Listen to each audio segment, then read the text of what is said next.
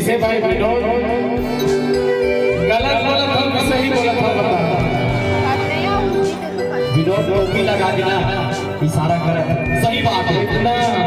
ढोल मार मार के बाबू बता रेन कुछ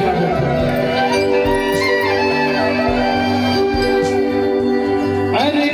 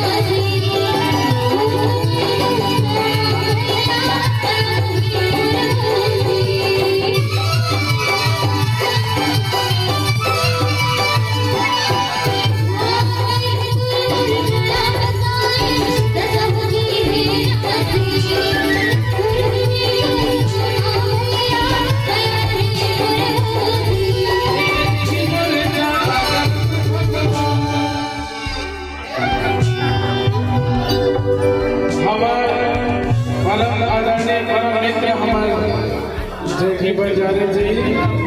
और मेरे भाई अभी मैं घर है लेकिन जेठी बजारे भैया का इतना पसंद करता चला तो पसंद मैं स्वीकार कर था।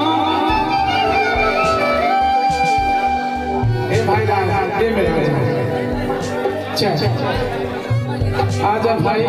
बात को मन के बाबू हाँ क्या बात मैं बता देता हूँ एक आगे थे पेंट्री वाले भैया डॉक्टर साहब एक आगे थे क्या बात देख तुम लोग पसंद करके बाबू एक 45 से स्वागत एक घनिष्ठ मित्र जय की बंजारे भाई